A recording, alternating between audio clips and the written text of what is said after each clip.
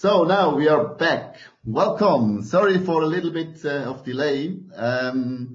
Very proud having Hannes with us, and you are talking to us from Stockholm, I think, no, from Sweden. And yes, I'm at the epicenter in Stockholm. Okay, cool. So I don't want to steal your time because we have you have a very interesting presentation for us and for our participants.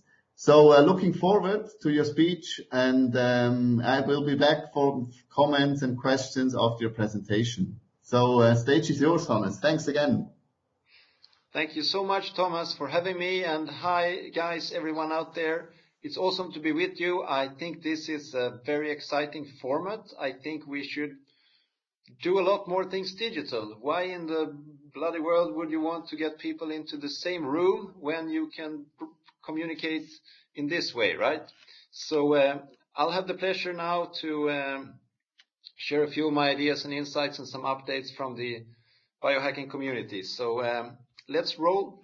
Let me just share my my presentation here. All right, so the topic of my little talk is biohackers at the forefront. And if you want to harass me on Twitter during and afterwards, you find my Twitter handle at the bottom. Okay, let's go.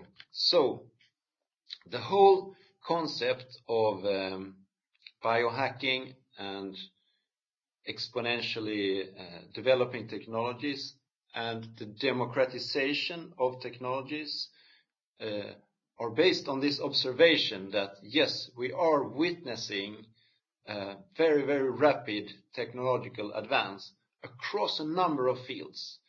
And I have a background with Singularity University that some of you are probably familiar with. And within SU, we often speak of these exponentially advancing technologies and the fact that they are converging. Because if it was simply a single technology that was advancing exponentially, we would be quite confident in predicting the development that this change could lead to. But it becomes very, very complex when you have converging technologies that are changing at the same time and affecting each other. So when we are seeing at the same time rapid developments in artificial intelligence as well as in biotechnology and neuroscience, it becomes very, very complex to try to understand how this is transforming the world and business and ultimately ourselves. Because this, for me, is a dimension of exponential technological development that we often do not think about. We see that companies are being transformed, media is being transformed, industries are impacted, but way too often we forget that all these technologies, they are changing us. They are not changing just our minds, as in the way where social media or Netflix is becoming so addictive that it's actually taking over the reward systems in your brain, forcing you ultimately to binge watch Netflix episodes or YouTube Russian dashcam videos, right? But they are also transforming our bodies in new ways. And this is a little bit what I want to dig deeper into in this setting. But perhaps for those of you, ladies and gentlemen, who are not familiar with the concept of biohacking, allow me to give a very quick introduction. The field of biohacking, or should I perhaps say the biohacker movement, which is, to me, it is a social and a cultural and a technological movement, which is based on the insight that technology, and in particular powerful biotechnologies, are becoming democratized.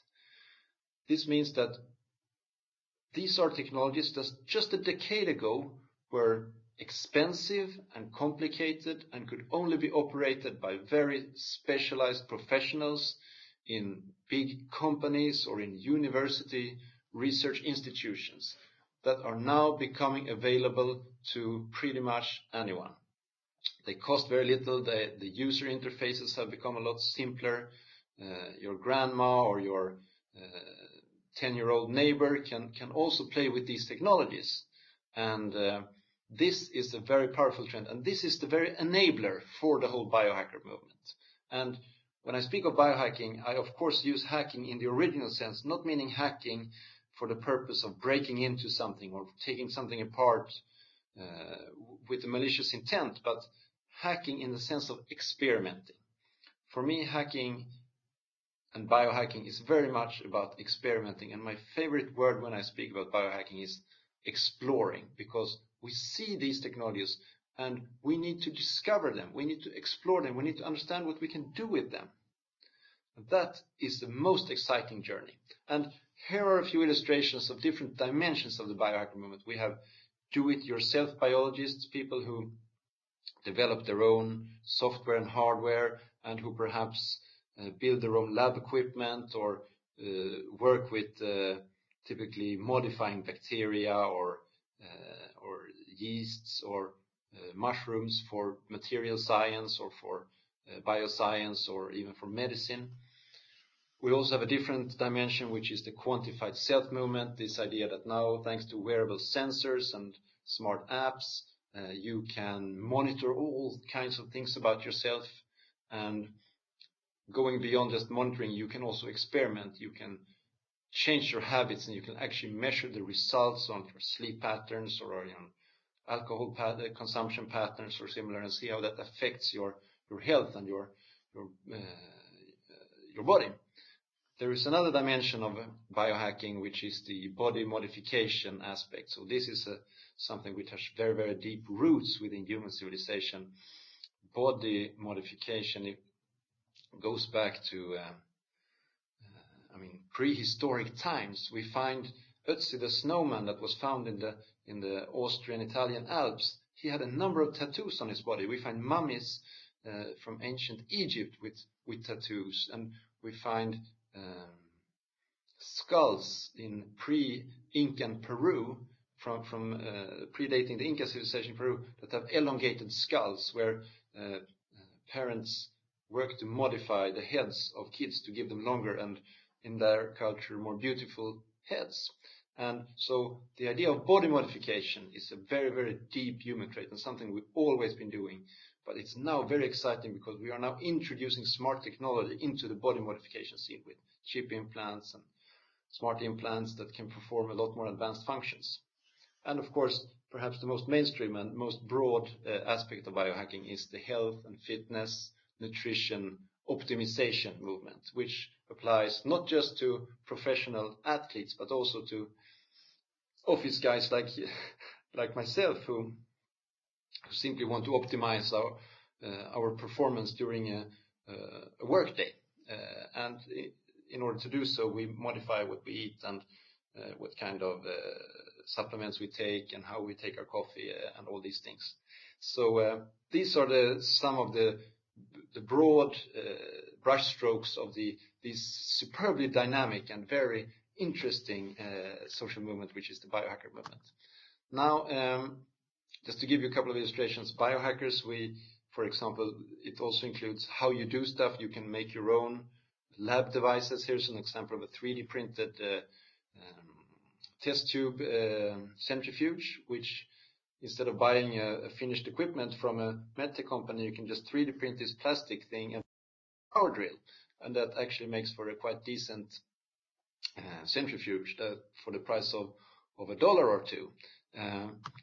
Another fun thing we did last month, we had a workshop with the Biohackers in Stockholm where we did smart tattoos. We painted our skins with conductive ink and glued LED lights to various parts of our bodies, and then we set them alight, and we all looked a little bit like Christmas trees, and it was a lot of fun. So this is exactly the idea of exploring uses with tech. There may not be a specific goal in sight that we want to make a specific analysis of something else. It's all about just learning new technologies.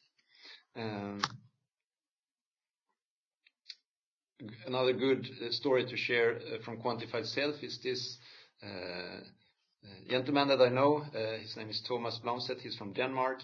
Thomas cured his hay fever just by measuring his own sneezes over the course of several years.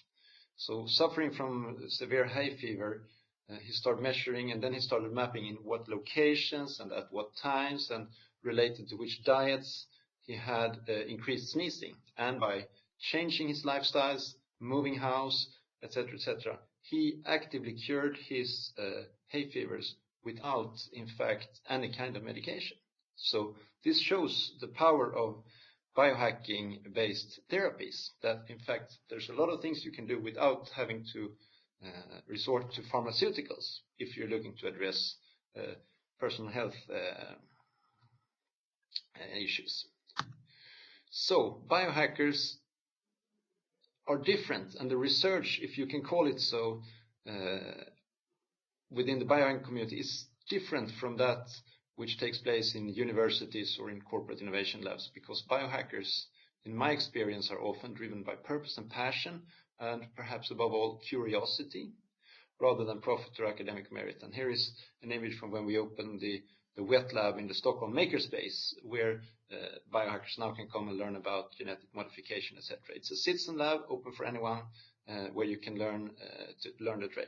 And if you want to find a biohacking lab in your city, there is an awesome resource at diybio.org where they list internationally all kinds of spaces. So find something in your area if you want to connect.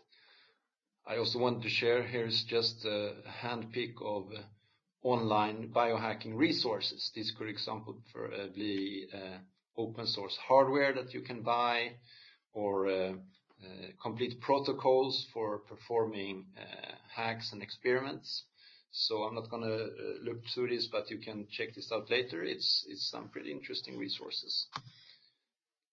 Sci-Hub is, of course, another wonderful resource if you want to check the scientific aspects of anything, which is also available for free, and I encourage people to use.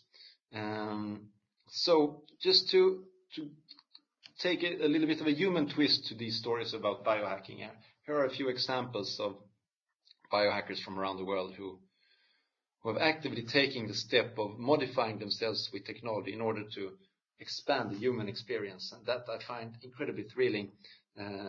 So here's, for example, the lady with the beautiful striped dress, Moon Ribas, who has an implant in her arm that vibrates, that she has connected to the global system of seismographic sensors. So it means that if there is an earthquake anywhere in the world, Moon feels it in real time in her own body. She is connected to an entire planet. And she does fantastic performances that I've had the pleasure of witnessing, where she goes on stage, she plays the drums or dances, conveying with her own movements what the crust of the planet is doing right now. So it's quite a spectacular experience. The gentleman you see here standing in the street, his name is Frank Swine. Frank has hearing cochlear implants, hearing aids that he has modified so that he can hear Wi-Fi. Now, for me, that is also a fantastic thing to do, meaning that you upgrade your body with a new sense that simply could not have existed 100 years from now, or any time throughout human history. But now, for me, is an absolutely relevant sense. We've all seen the humor version of the Maslow pyramid of needs that now has Wi-Fi as the very bottom item before food and shelter, right? So that experience of not being connected is something that people of the growing generations are not particularly comfortable with. And in this sense, and the fact that we are entering this hyper-connected world in the quettabyte era, it means that, to me, hearing Wi-Fi is just an awesome upgrade of what the human experience can entail. The lady in black you also see here in this image, her name is Left Anonym. She is a role model for many of us biohackers when it comes to body modification. And Left, for example, has experimented with magnetic implants in her hands, giving her the sense of magnetoreception, where she can not just pick up objects but also perceive magnetic and electric fields.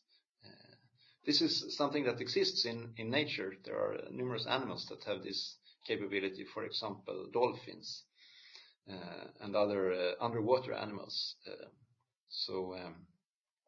This is another, for me, interesting way of expanding human experience.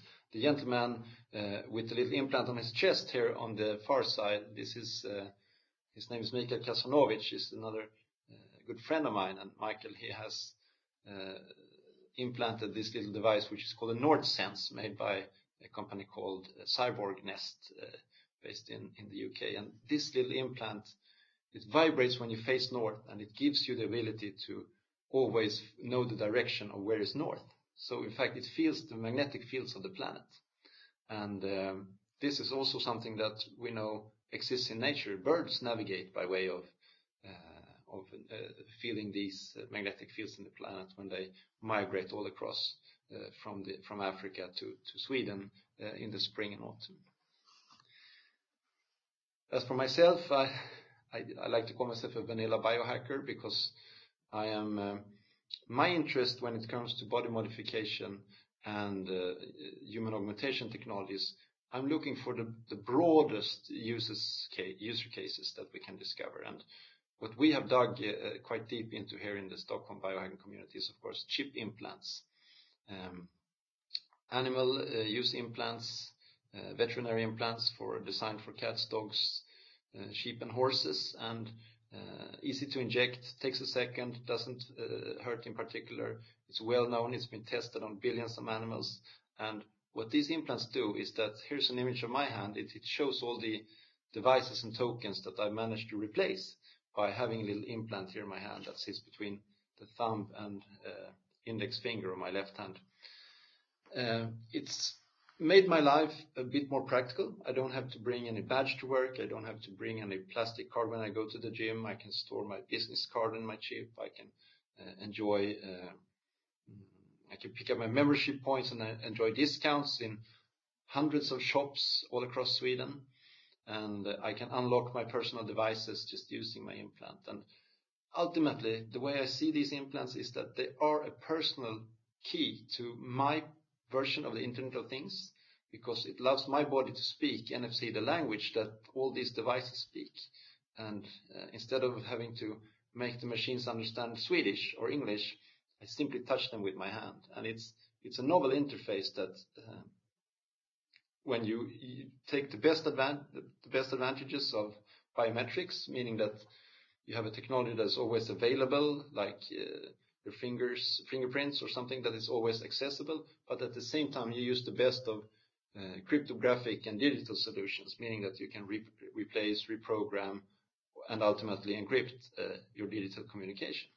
So implants is a very interesting technology, and I think this proves itself because of the enormous interest that this implant activities always gather. And I've been traveling the world over the last 2-3 years hosting implant parties. Right now I'm doing about one a week, traveling internationally, and whenever I go somewhere and wherever I go, there is an amazing interest for people to experiment with this technology. And I think there is a massive unmet need for human augmentation technologies. People who are perfectly healthy but still make the active decision, informed voluntarily, to make an upgrade of their bodies, simply because they think it's a very useful thing to do. Not because they have health issues or there's something they need to cure, but because they want to improve.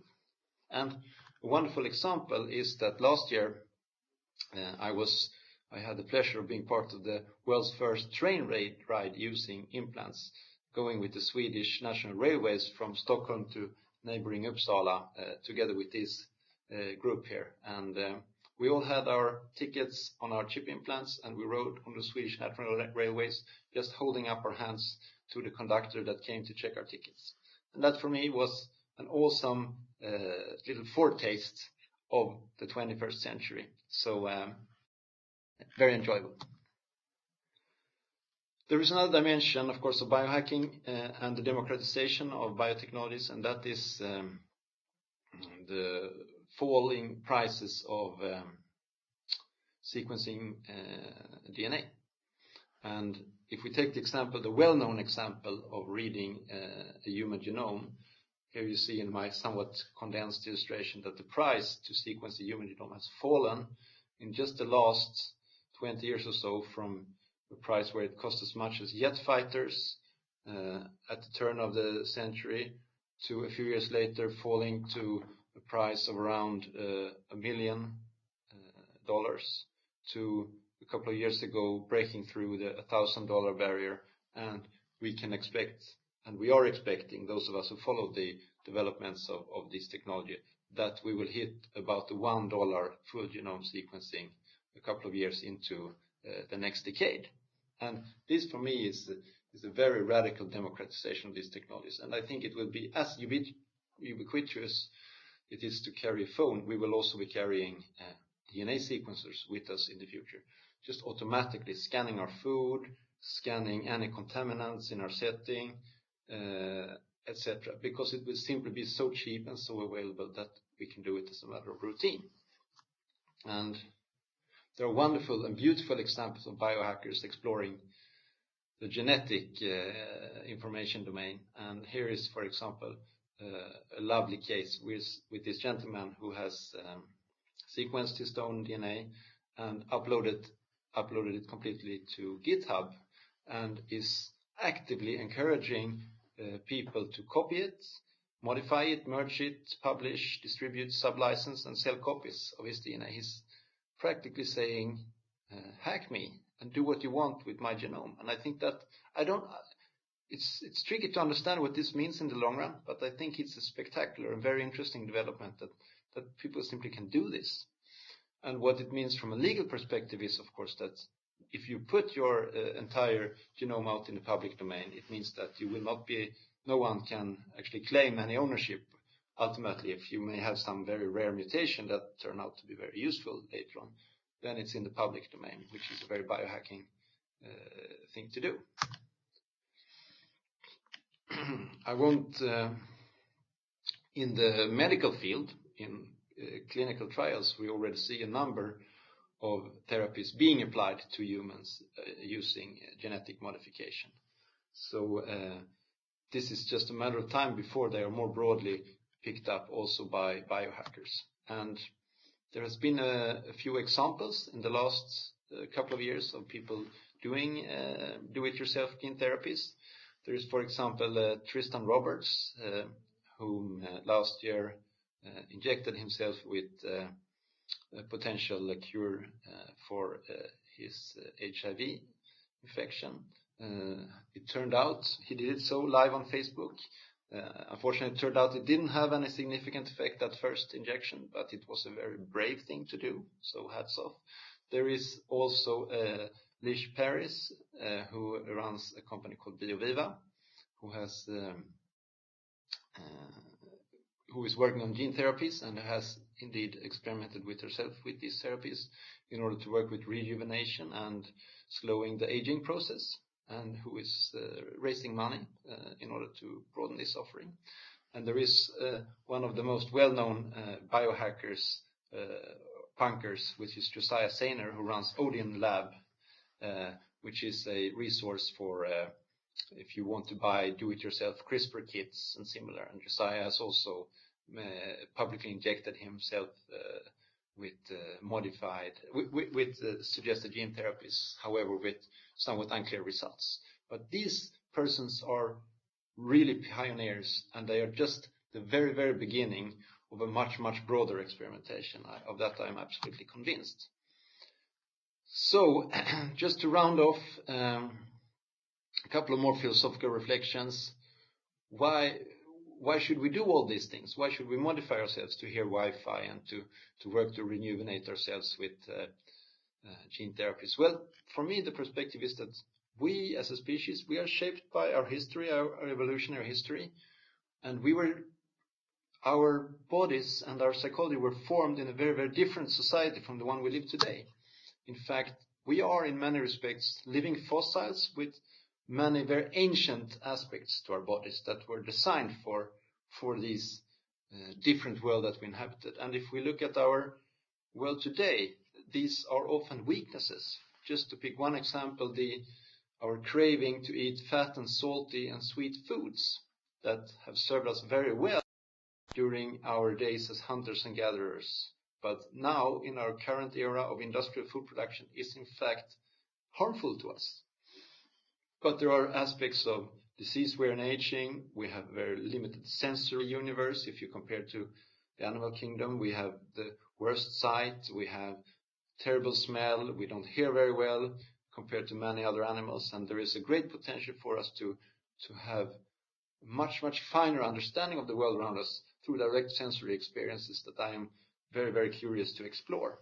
And we also have significant cognitive limitations. Just speak of memory, something we're all perhaps struggling with from time to another, and also very much of our psychological motivations and emotional responses, such as the example of our need to eat certain foods, or xenophobia, or the instinct to hoard resources, which also was useful in a time when we lived in very scarce worlds, but today is part of a system that is overexploiting the planet.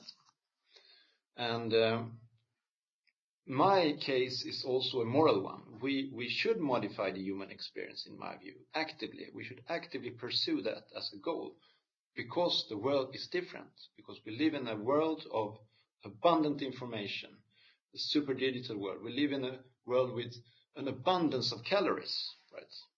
We also live in a world which is hyper connected, with billions of connected devices and augmented reality layers soon entering upon our visual fields. We also live in a world with very different pollutants than one we grew up with. No one is eating poisonous mushrooms or being eaten by lions and tigers nowadays. Instead, we're killed by pesticides, microplastics, and medicines that are poured and exist in our water. So what I want to say, and my sort of conclusion, is that we are democratizing these technologies. We must use them for good moral purposes. We are seeing that scientists have the ability now to using DNA as Lego bricks and building synthetic life and synthetic organisms, even to the point of building eukaryotic cells. And the way I see this is that we, as a species, as a civilization, are breaking out of these meat bags that we're born into, out of this planet that has been our home up to now, and that in this sense we are like an acorn that is becoming a tree, and that we, this generation, the current generation, in our lifetimes will experience a very fundamentally different human experience than what we've known so far, because of the technological developments. Thank you very much.